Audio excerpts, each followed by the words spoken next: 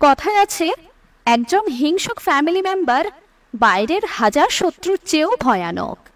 আমরা অনেক সময় এমন হিংসুক ফ্যামিলি মেম্বারকে সহজে চিনতে পারি না, বা এমনও হয় যে আমাদের গোটা জীবন চলে যায় তাও আমরা তাদের চিনতে পারি না।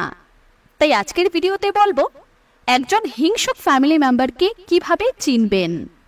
বন্ধুরা, তাদেরকে চেনার জন্য এই 8টি সংকেতই যথেষ্ট।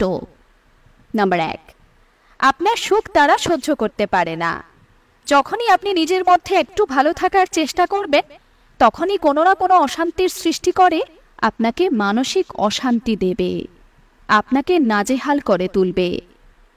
নাম্বার 2, পরিবারের অন্যদের চোখে আপনাকে ছোট দেখানোর একটা সুযোগও হাতছাড়া করে না।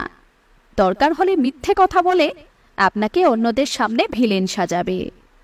নাম্বার 3, নিজের লাইফের ভালো কোনো অভিজ্ঞতা আপনার সাথে শেয়ার করবে না, শুধু সমস্যার কথা আপনাকে শোনাবে, আর হাবভাব এমন করবে যেন তাদের জীবন সমস্যার জন্য আপনিই একমাত্র দায়ী।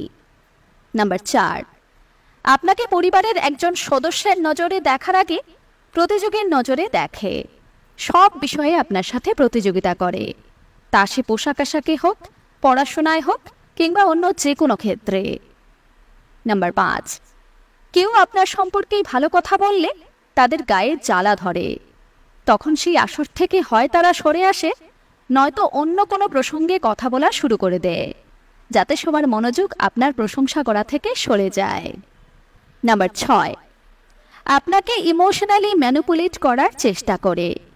এমনিতে আপনার প্রতি ভেতরে ভেতরে প্রবল হিংসে, কিন্তু যখনই নিজের কোনো স্বার্থসিদ্ধি করার প্রসঙ্গ আসে তখনই আপনার ইমোশনের সুযোগ নেয়।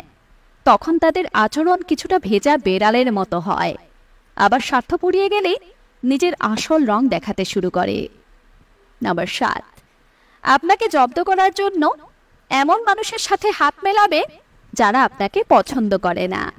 তারপর একজোট হয়ে আপনার কিভাবে সর্বনাশ করা যায় সেই ফন্দি আঁটে। নাম্বার 8, আপনার ছোট্ট একটা ভুলকে বিশাল বড় একটা ইস্যু বানায় এবং সেটা নিয়ে আপনাকে অহরহ অপমান করে। আপনি ভুল করেছেন সেটা বারবার আপনাকে মনে করিয়ে দেয়, ইচ্ছে করে খোঁচা মেরে কথা বলে। বন্ধুরা, এমন ফ্যামিলি মেম্বার সাংঘাতিক ভয়ানক। তারা এভাবে হিংসে করতে করতে আপনার জীবন নেগেটিভিটিতে ভরিয়ে দেয়। আপনার জীবনে ভালো কিছু যেন হতেই চায় না। আর সবচাইতে বড় সমস্যা তখন হয় যখন এমন লোকের সাথে আপনাকে একই ছাদের তলায় থাকতে হয়।